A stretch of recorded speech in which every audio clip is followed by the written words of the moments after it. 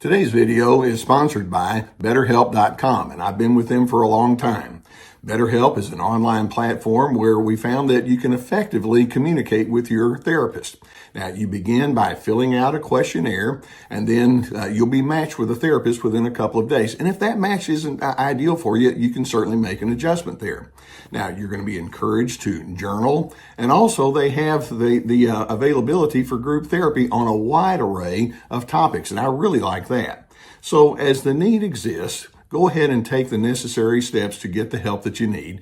And just know that BetterHelp has a 4.5 rating on Trustpilot, so it indeed is a platform you can trust. There's a link below the video that will take you there.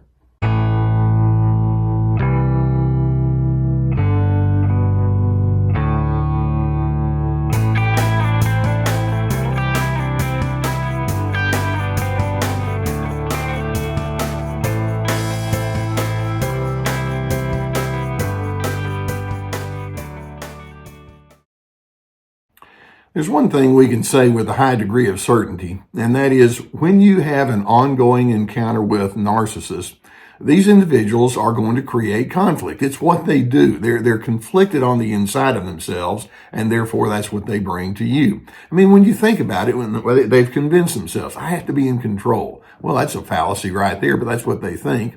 They're highly self-centered, like I'm the only person in this room or in this equation that matters. They're manipulative. They want to be in the superior position. They don't have any regard for you and your needs and your feelings, low empathy. And so the whole pattern of narcissism sets them up for being conflict generators.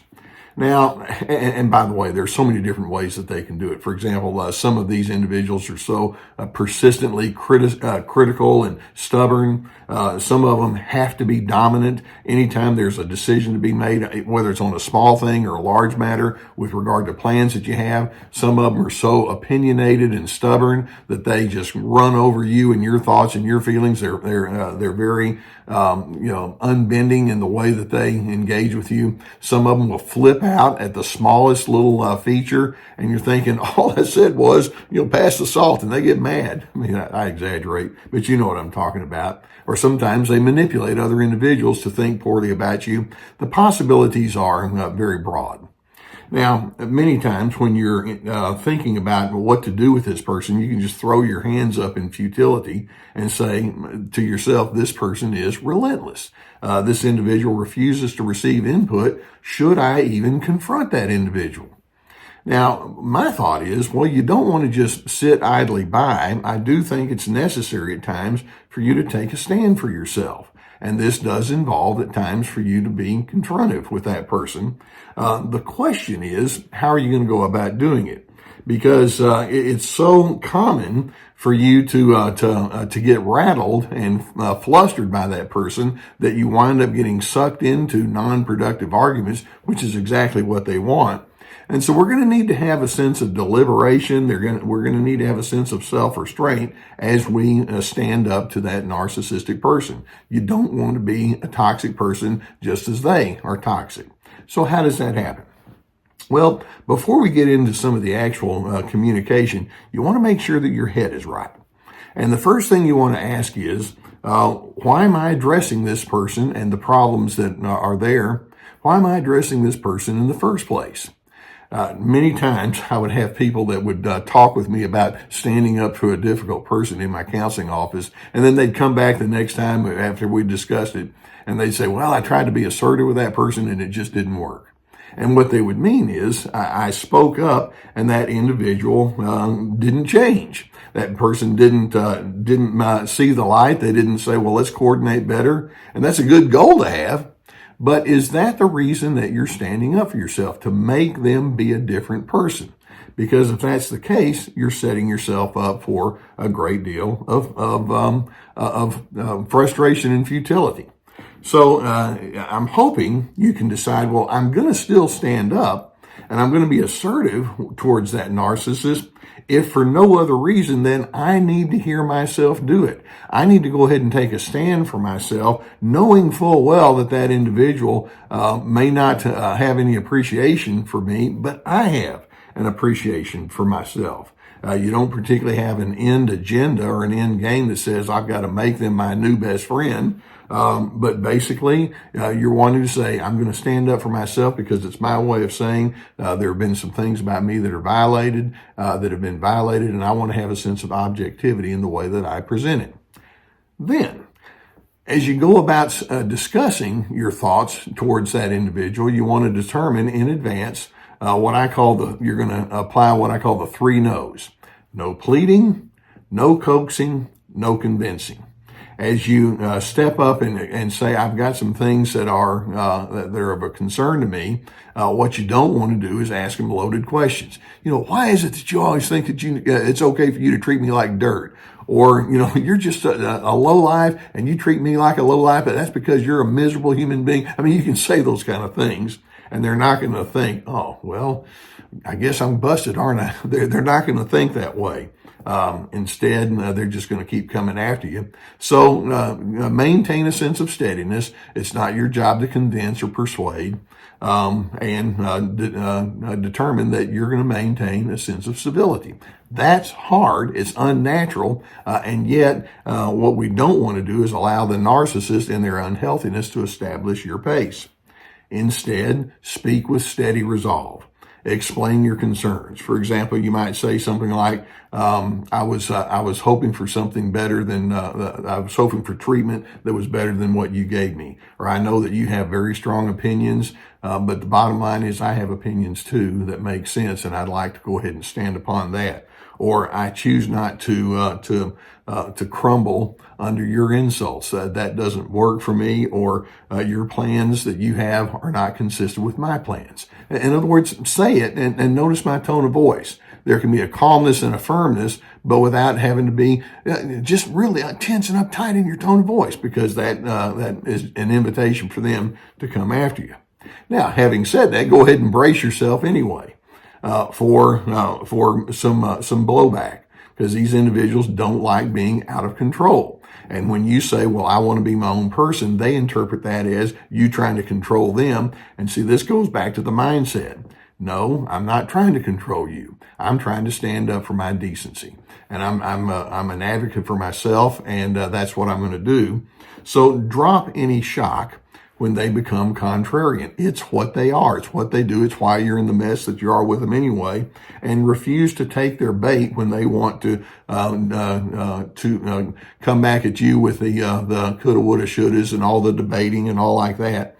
Instead, utilize what I refer to as the nonetheless approach. When they give you blowback, then you can say, well, nonetheless, my plans are going to be different. Or nonetheless, I stand on what I said a minute ago. It still makes sense. And then, as you've been strong and firm in your resolve, make sure that your assertiveness doesn't just stop with words. Behaviorally, become assertive. And by that, I mean have follow through. Let there be consequences. Let there be stipulations. I recall one woman who said my mother would come over to my house, and the first thing she would do is she would just give me all directives about stuff I did wrong and how I'm handling the kids rotten, or how I didn't do things correct and whatever it was. And finally, I had to sit down and said, this isn't going to work. And then she took a break. It's like, I'm going to ask that you stay away from my house for a while. And it caught her really off guard. But at times it's like, well, behaviorally, I'm going to go ahead and do something. I'm going to exact consequences and stipulations and then stick to it. And maybe they'll figure it out. Maybe they won't. But then beyond that, part of you standing up to them is sometimes you'll just need to go gray rock. And when I say gray rock, that's a term that people like me like to use. There's nothing more boring in this world than a gray rock. And so in other words, when we say stay gray rock, just be bland. In the aftermath, when they're trying to figure it out, just don't fume. Don't keep coming after them. Did you understand what I told you yesterday? Just stay steady. And then when they say, are you and I okay? It may be that you're not. And you can let it be known, I'm working on it, but today's not a good day. Or I'm going to go about my business and I'm just going to do what I know I need to do. So what we're saying is that it's necessary at times to stand up in confrontation to the narcissist, but you want to know upstairs what makes sense to you, with the understanding that narcissists are not empathetic. They have a very low desire or willingness to say, I'd really like to know why you do the things you do so that I can adjust in a harmonizing way. I mean, you'd probably faint if you heard something like that. Instead, the narcissist needs you to be toxic. Why? So that it covers up their toxicity. It gives them an excuse. Well, yeah, I yelled at you yesterday. It's because you were being so rude to me. I mean, it's a baiting kind of thing that they try to do, and you don't have to play along with that. I'm hoping that as you stay steady and maintain your objectivity like I'm describing here, it would be your way of saying, no thanks, I'm not going to get inside your game, I'm on to it. Now, keep in mind that narcissism is defined by selfishness, and so they don't have a sense of us or we, but I'm hoping you can take that in consideration, and you can think, well, the bottom line is, if you don't have a sense of us or we, I'm going to go ahead and stay on my path of self-preservation, and if you, the narcissist, choose not to go along with me on that, that's on you. But I don't want to become a lesser person just because you have treated me poorly. Now, as a therapist, one of the biggest mistakes that I would witness in my counseling office is individuals who allow the narcissist to establish their pace, and then when it finally comes time for them to confront, they illustrate all of the wrong ingredients that the narcissist does, and they just kind of match pitch, and we just can't afford to let that happen. I'm hoping that you can decide I do need to stand up at times to the contrarians in my life while also maintaining my integrity, and that's the key. And then we're going to also say, I know that narcissists don't understand what we on Team Healthy stand for: dignity, respect, and civility. But you know what? Regardless of the fact that they don't understand it, I do, and my manner of life is built upon dignity, respect, and civility. Now, I hope that videos like this can give you some good things to think about. If you haven't already, hit that subscribe button and the notification bell that goes along with it. I would encourage you to do so. We're going to keep more of these teaching videos along, send them your way. Also, I'm hoping you understand that I do have my sponsors, and I select them because I want to make sure that the people that are sponsoring me have products and things, their services to offer that are going to be helpful to you.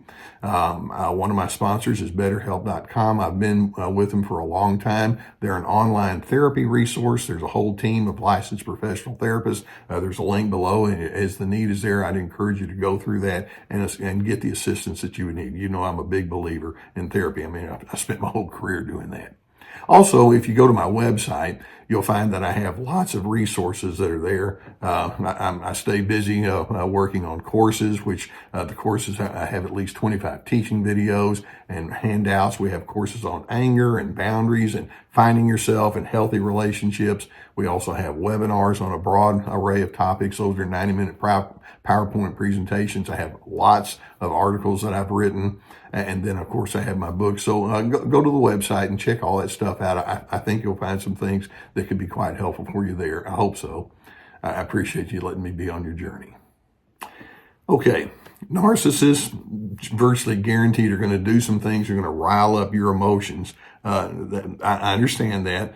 Your task is to say, I want to stay inside my well-defined plan of being a decent and a healthy individual. That person doesn't set my pace, and that's where the self-restraint and the deliberation is going to be most necessary from you. It can happen. It takes discipline, but it can happen. And as you do so, I'm hoping you can find a relief as you find yourself going more and more into a steady, objective mindset. And in the end, you have waiting for you a sense of internal peace. Wouldn't that be a good goal for you to have?